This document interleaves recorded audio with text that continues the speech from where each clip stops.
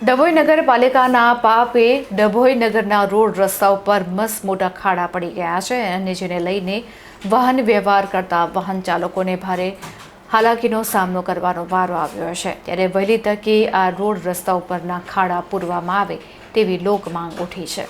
ડભોઈ ખાડામાં છે કે ખાડામાં ડભોઈ તે દેખાતું જ નથી। ખાડાને કારણે લોકો હેરાન પરેશાન થઈ ગયા છે। ડભોઈ શહેરની 4 ભાગોળ પર ઉપર ખાડાનું સામ્રાજ્ય જોવા મળી રહ્યું છે। બીજી તરફ સ્ટેચ્યુ ઓફ યુનિટી જવાના માર્ગ ઉપર પણ મસ્ત મોટા ખાડા જોવા મળી રહ્યા છે। ત્યારે હાલ વરસાદ રોકી ગયો છે, ત્યારે નગરપાલિકાના વહીવટીતંત્ર દ્વારા વહેલી તકે ખાડા પૂરવામાં આવે જેથી કરીને નગરજનોને રાહત થઈ શકે। ડભોઈ શહેરમાં 4 દિશામાંથી પ્રવેશ કરવો એટલે સૌપ્રથમ તો કમરના મણકા તોડી નાખે તેવા રોડનો સામનો કરવો પડી રહ્યો છે, જેને લઈને સ્થાનિકોમાં ભારે રોષ જોવા મળી રહ્યો છે।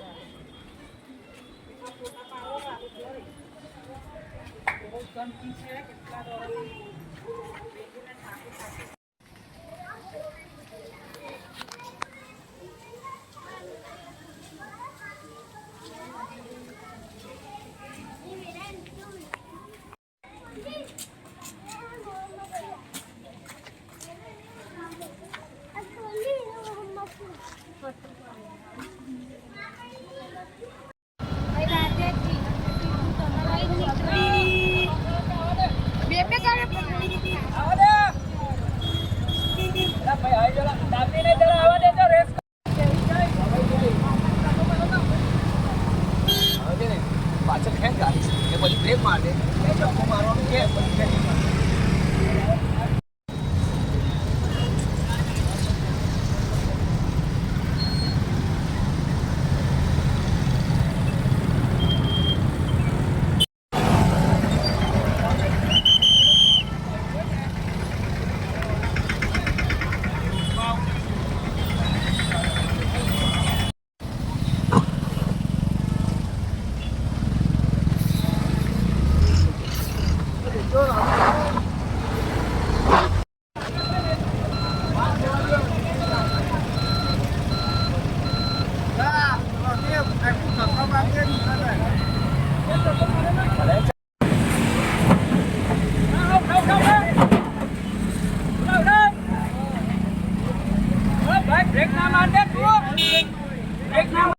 આખી બોડી જડી ગઈ છે સીએનજી છે એટલે ના તાકાત કરે આ તાકાત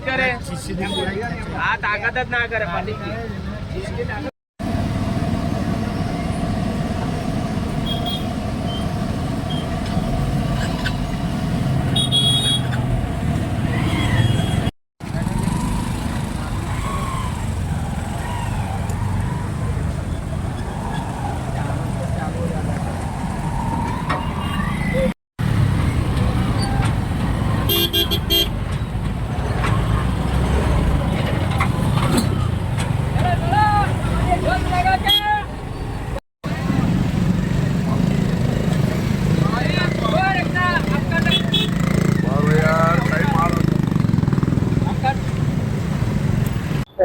આજે 2-3 દિવસથી વરસાદનું જોર ઘણું ઘટી ગયું છે અને વાત કરું છું ડભોઈની તો ડભોઈની અંદર છેલ્લા 2 દિવસથી વરસાદ નહીવત પ્રમાણમાં છે એવું કહેવામાં તો પણ ચાલે.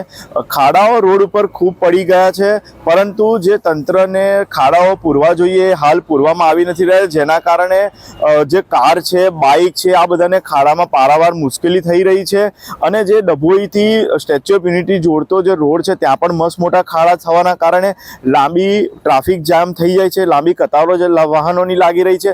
સાથે સાથે ડભોઈ નગરની અંદર જો વાત કરું તો નગરપાલિકા દ્વારા પણ જેને ઘોર નિંદ્રામાં હોય એ રીતે ડભોઈના જે ચારો ભાગોળ છે ત્યાં પણ મસ્ત મોટા ખાડા પડી ગયા છે. લોકોની રિક્ષાઓ છે, બાઇકો છે, કારો છે એ ફસાઈ રહી છે અને લોકોને પારાવાર મુશ્કેલી થઈ રહી છે, પરંતુ જાણે તંત્રને હજુ પણ ખાડા પૂરવામાં નિંદ્રાધીન હોય એવું લાગી રહ્યું છે.